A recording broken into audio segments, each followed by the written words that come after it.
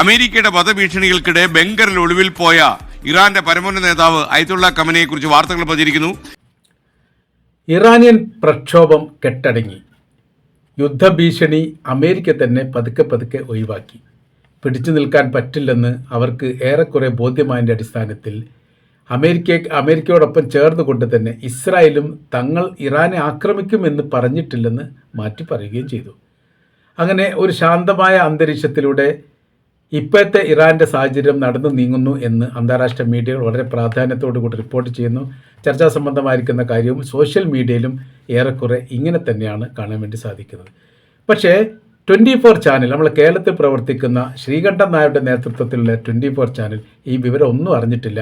അവരിപ്പോൾ ചെയ്തിരിക്കുന്നത് ഒരു ബങ്കർ ഉണ്ടാക്കിയിട്ട് ഇറാൻ്റെ പ്രസിഡൻ്റായിരിക്കുന്ന ഇറാൻ്റെ ആത്മീയ നേതാവായിരിക്കുന്ന ആയത്തുള്ള ഖമനയെ അതിൽ അടക്കം ചെയ്തിരിക്കുകയാണ്.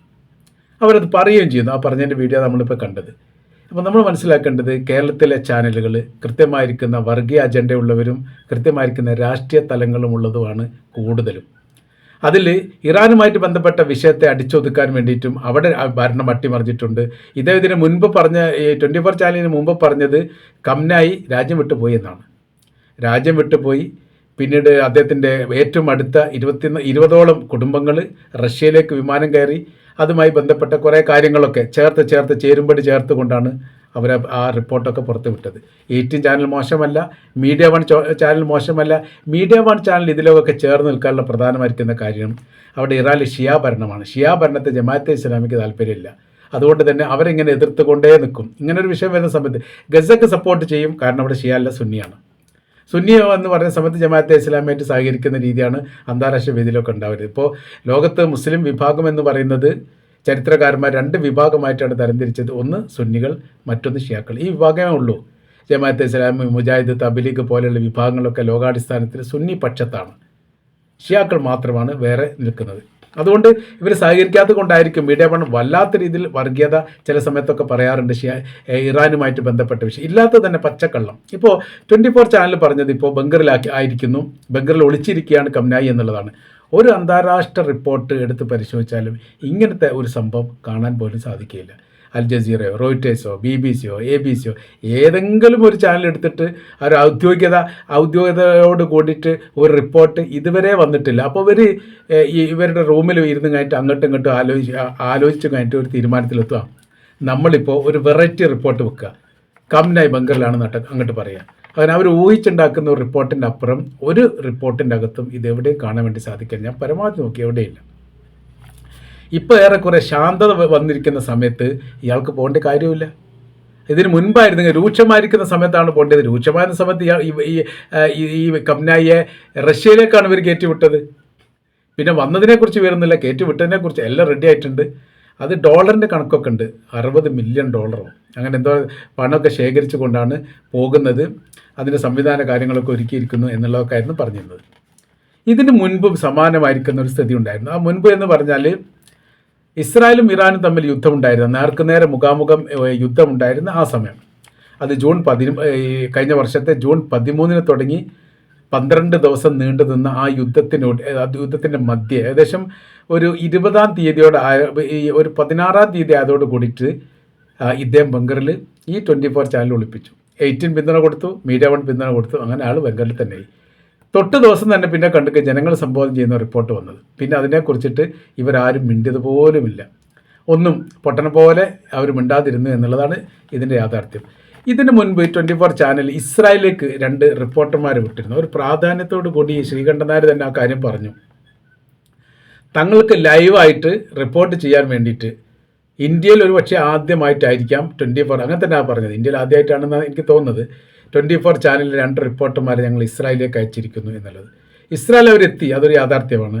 ഇസ്രായേലിന് അവർ റിപ്പോർട്ട് ചെയ്യുകയും ചെയ്തു. 1-2 പ്രാവശ്യം ലൈവായിരിക്കുന്ന രീതി. ലൈവ് എന്ന് പറഞ്ഞാൽ ആളില്ലാത്ത മരുഭൂമിയുടെ ഭാഗത്ത് നോക്കിയിട്ട് കുറേ വീഡിയോ ഒക്കെ എടുത്തിട്ട് കുറേ കാര്യങ്ങളൊക്കെ സംസാരിച്ച് അങ്ങോട്ട് തള്ളിവിടുന്നതാണ്. ആയിക്കോട്ടെ, വിഷയമല്ല, ലൈവാണെങ്കിൽ പിന്നെ ലൈവ് തന്നെ ആണല്ലോ. പിന്നീട് കുറച്ച് ദിവസം കഴിഞ്ഞ സമയത്ത് ഇവർ അപ്രത്യക്ഷരായി. ഇവരെക്കുറിച്ച് പിന്നെ ഒരു വിവരമില്ല. അവർ നാട്ടിലേക്ക് പോകുന്നോ വേറെ അങ്ങോട്ടോ പോയോ അല്ലെങ്കിൽ അവിടുന്ന് വിസ എടുത്ത് കഴിഞ്ഞിട്ട് വേറെ രാജ്യത്തേക്ക് പോയോ എന്നതിനെക്കുറിച്ച് യാതൊരു വിവരമില്ല. ഇസ്രായേലിന് ഒരു കൃത്യമായിരിക്കുന്നൊരു നിയമാവലികളുണ്ട്. അത് ഈ പാവം ശ്രീകണ്ഠൻ നായർക്കും അറിയില്ല, 24 ചാനലും അറിയില്ല. അവരുടെ റിപ്പോർട്ടർ കാര്യങ്ങൾ കൃത്യതയോട് കൂടി ചെയ്യണം എന്ന് അവർക്ക് നിർബന്ധം. അഥവാ ഇസ്രായേലി ഗവൺമെൻറ് എന്താണോ പറയുന്നത് അത് മാത്രമേ റിപ്പോർട്ട് ചെയ്യൂ. അതൊക്കെ ഏകാധിപത്യ സംവിധാനമാണ് ഇസ്രായേലിലൊക്കെ ഉള്ളത്. സംഭവം പറഞ്ഞ സംബന്ധിച്ച് ജനാധിപത്യ രീതിയിലൊക്കെയാണ് തിരഞ്ഞെടുപ്പ് നടന്നത്. വോട്ടെടുപ്പ് നടത്തിയിട്ടുണ്ട്, പ്രതിപക്ഷമുണ്ട്, ഭരണപക്ഷമുണ്ട്, സംവിധാനങ്ങളുണ്ട്, കോടതിയുണ്ട്, ഒക്കെ റെഡി തന്നെ. പക്ഷേ അതൊരു ഏകാധിപത്യമാണ്. അവരെന്ത് ചെയ്ത് അന്ന് ഈ 24 ചാനലിൻ്റെ റിപ്പോർട്ടർമാർ അവിടെ എത്തിയ സമയത്ത് ഇവർ ചെയ്ത് ഇസ്രായേലിൻ്റെ സൈനികർ ചെയ്തത് ഒരു ബസ് ഏർപ്പാട് ചെയ്തു. ഇവരതിലേക്ക് കയറ്റി, ബാക്കിയുള്ള അവിടെ പ്രാദേശിക റിപ്പോർട്ടർമാർ കയറ്റി, അന്താരാഷ്ട്ര റിപ്പോർട്ടർമാരെ ചേർത്തിട്ട് ഏകദേശം ഒരു 10 കിലോമീറ്റർ ചുറ്റളവിൽ ഇവർ കൊണ്ടു നടന്നു. സൈനികരാണ് ഓടിക്കുന്നത്. ഇതിന് സംരക്ഷണം ഉണ്ട്. ബാക്കിൽ മുൻപിലൊക്കെ സൈനികരുടെ തോക്കും പിടിച്ചിട്ടുള്ള സൈനികരുടെ വാഹനങ്ങളുണ്ടാവും. അതിൻ്റെ മധ്യേ ഇവർ പോകുന്നു. എന്നിട്ട് ഇസ്രായേലിൻ്റെ സൈനികർ ഇവർക്ക് വിവരിച്ചു കൊടുക്കുകയാണ്, ഗസയിലെ ഹമാസ് ഈ ഭാഗത്തൂടെയാണ് കയറിയത്, ഈ ഭാഗത്താണ് പോയത്, ഇവിടെ നിന്നാണ് ഇത്ര ആൾക്കാരെ പിടിച്ചത്, ഇവിടെയാണ് വെടിവെപ്പ് നടന്നത്, ഇവിടെയാണ് ഏറ്റുമുട്ടൽ നടന്നത്. ആ രീതിയിലുള്ള വിവരങ്ങൾ ഇവർക്ക് കൊടുക്കുന്നു. അതായത് ഇസ്രായേലിൻ്റെ സൈന്യം പത്രക്കാർക്ക് അല്ലെ മീഡിയക്കാർക്ക് പറഞ്ഞു കൊടുക്കുന്ന കാര്യങ്ങൾ മാത്രമേ പിറ്റേ ദിവസം റിപ്പോർട്ടായിട്ട് പുറത്ത് വരാൻ പാടുള്ളൂ എന്നുള്ള ചുരുക്കം. അതിന് വിരുദ്ധമായിരിക്കുന്ന നിലപാടെടുത്താലോ, അൽ ജസീറയുടെ റിപ്പോർട്ടർമാരും അതിന് സംവിധാനമൊക്കെ ഇവിടെ ഉണ്ടായിരുന്നു, ഇസ്രായേലുണ്ടായിരുന്നു. ഗസ വിഷയവുമായിട്ട് ബന്ധപ്പെട്ട വിഷയം ഉണ്ടായ സമയത്ത് അവരെന്ത് ചെയ്തു? ആദ്യം തന്നെ അൽ ജസീറയോട് വിട്ടുപോകാൻ വേണ്ടി പറഞ്ഞു. നിങ്ങൾ എടുക്കാനുള്ള സാധനങ്ങളൊക്കെ എടുത്ത് ഞാൻ വളരെ പെട്ടെന്ന് തന്നെ പോകണം. അതിൻ്റെ കാര്യം എന്ന് പറഞ്ഞാൽ അൽ ജസീറ അന്താരാഷ്ട്ര തലത്തിൽ സത്യസന്ധമായും കൃത്യതയോട് കൂടിയിട്ടും റിപ്പോർട്ട് ചെയ്യുന്ന മീഡിയയാണ്.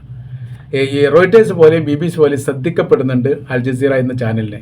മാത്രവുമല്ല ഈ റോയിറ്റേഴ്സ് റിപ്പോർട്ടിൻ്റെയും പുറമെ ഇത് സത്യമാണോ എന്ന് നോക്കാൻ വേണ്ടിയിട്ട് അൽ ജസീറ പരുതുന്ന ഒരുപാട് ആളുകളെ കണ്ടെത്താൻ വേണ്ടി സാധിക്കുകയും ചെയ്യും. ഈ രീതിയിലാണ് ഇതിൻ്റെ റൂട്ട് കാര്യങ്ങളൊക്കെ പോകുന്നത്. അപ്പോൾ ഈ ചാനലിൽ എന്ത് ചെയ്യുന്ന അറിയോ, ഇവർ ഇസ്രായേൽ നിരോധിച്ചു മാത്രമല്ല അതെല്ലാം എടുത്തു കഴിഞ്ഞിട്ട് ഇവർ ഗസയിലേക്കാണ് പിന്നെ പോയത്. പിന്നെ ഗസയിൽ വെച്ചിട്ടാണ് റിപ്പോർട്ട് തയ്യാറാക്കുന്നത്. അതിനുള്ള കാര്യം എന്ന് പറയുന്നത് ഇത് തന്നെയാണ്. സത്യസന്ധമായിരിക്കുന്ന റിപ്പോർട്ട് ഒരിക്കലും അൽ ജസീറ ഈ ഇസ്രായേൽ ഇഷ്ടപ്പെടുന്നില്ല. ഇഷ്ടപ്പെടാത്തത് കൊണ്ട് എന്ത് ചെയ്യുന്നു? അവരെ അടച്ചു പൂട്ടുന്നു എന്ന് ചുരുക്കം. സമാനമായിരിക്കുന്ന സ്ഥിതി ഉണ്ടാവാതിരിക്കാൻ വേണ്ടിയിട്ടാണ് ഈ 24 ചാനൽ അടക്കമുള്ളവരെ എന്ത് ചെയ്തു? വാഹനത്തിൽ കൊണ്ടുപോകുന്നു. അവിടെ വാഹനത്തിൽ അവരെ ഈ റിപ്പോർട്ട് പറയുന്നു. ആ റിപ്പോർട്ട് തന്നെ പ്രസിദ്ധീകരിക്കുന്ന സ്ഥിതി വരുന്നു. അവർക്ക് സ്വതന്ത്രമായിരിക്കുന്ന ഒരു റിപ്പോർട്ട് തയ്യാറാക്കാനുള്ള വേദിയോ സംവിധാനമോ യഥാർത്ഥത്തിൽ ഇല്ല എന്ന് ചുരുക്കം. അങ്ങനെ 2-3 ദിവസം കഴിഞ്ഞ സമയത്ത് പിന്നീട് ലൈവായിരിക്കുന്ന റിപ്പോർട്ട് 24 ചാനലിൽ എവിടെയും നമുക്ക് കാണാൻ വേണ്ടി സാധിക്കില്ല. അവരടച്ചു പൂട്ടി പോയിട്ടുണ്ടാവും ഒരു പക്ഷേ എന്നാണ് മനസ്സിലാക്കുന്നത്. നാട്ടിലേക്ക് വന്നോന്നറിയില്ല. ഇതാണ് യഥാർത്ഥത്തിൽ അൽ ജസീറൻ്റെ സ്ഥിതി.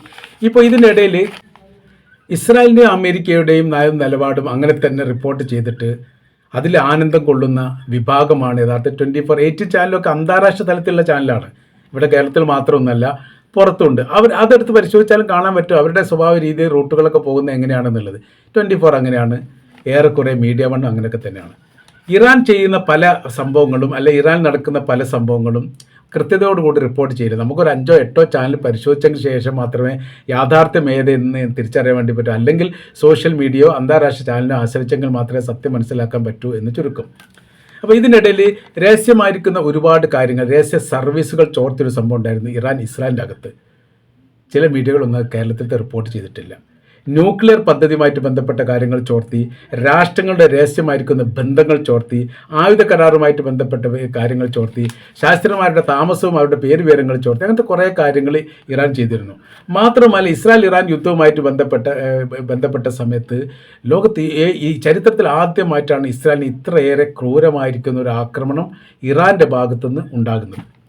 ആദ്യാദ്യ ഘട്ടത്തിലോ റിപ്പോർട്ട് ചെയ്തിട്ടില്ല. റിപ്പോർട്ട് ചെയ്തത് പൂർണ്ണമായ രീതിയിൽ എങ്ങനെയാണ്? അവിടുത്തെ ശാസ്ത്രജ്ഞന്മാരെ കൊലപ്പെടുത്തി, അവിടുത്തെ സൈനിക മേഖല ആക്രമിച്ചു, ആണവായുധ കേന്ദ്രങ്ങൾ ആക്രമിച്ചു. ഇനി നാളെയോ മറ്റന്നാളോ അവിടുത്തെ സൈനിക മേധാവികൾ അവിടുത്തെ സുപ്രീം ലീഡർ അയക്കുന്ന ആയത്തുവാലി കംനയെ പിടിക്കപ്പെടും. അയാൾ ബംഗറിലേക്ക് ഒളിവിൽ പോയിരിക്കുന്നു. രാജ്യം വലിയ അരക്ഷിതാവസ്ഥയിലാണ്. രാജ്യം അട്ടിമറിയാൻ പോകുന്നു. അവിടെ പഹ്ലവി ഭരണ സംവിധാനത്തെ കൊണ്ടുവരാൻ പോകുന്നു. അയാൾ റെഡിയായി സ്റ്റാൻഡായി നിൽക്കുകയാണ്. എപ്പോഴാണ് പുറപ്പെടുക എന്നതിനെക്കുറിച്ച് ടിക്കറ്റ് പോലും ശരിയാക്കിയെന്ന് പറഞ്ഞ ചാനൽ മലയാളത്തിലുണ്ട്. പഹ്ലവി ലണ്ടനിലാണ് ആ സമയത്ത് ഉണ്ടായിരുന്നത്.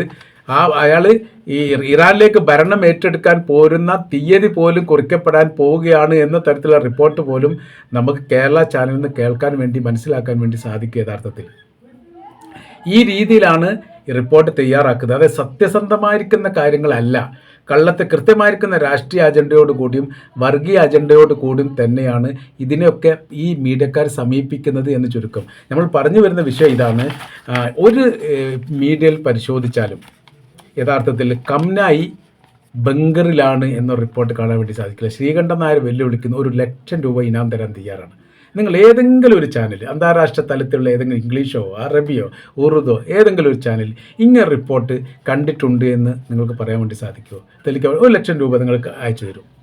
അപ്പോൾ എന്തിനാണ് ഇങ്ങനെ കള്ളത്തരം പറയുക? കൃത്യമായിട്ട് സത്യസന്ധമായിട്ടുള്ള ഇറാനിൽ നടക്കുന്ന ഇറാനിൽ വൻ പ്രക്ഷോഭം ഉണ്ടായിരുന്നു, വലിയ സമരങ്ങളുണ്ടായിരുന്നു. 31 പ്രവിശ്യയിലും ബാധിക്കപ്പെട്ട രീതിയിൽ വലിയ ലോകം മുഴുവനും ചർച്ച ചെയ്യപ്പെട്ട വലിയ സംഭവം തന്നെയാണ് ഇറാനിൽ നടന്നത്.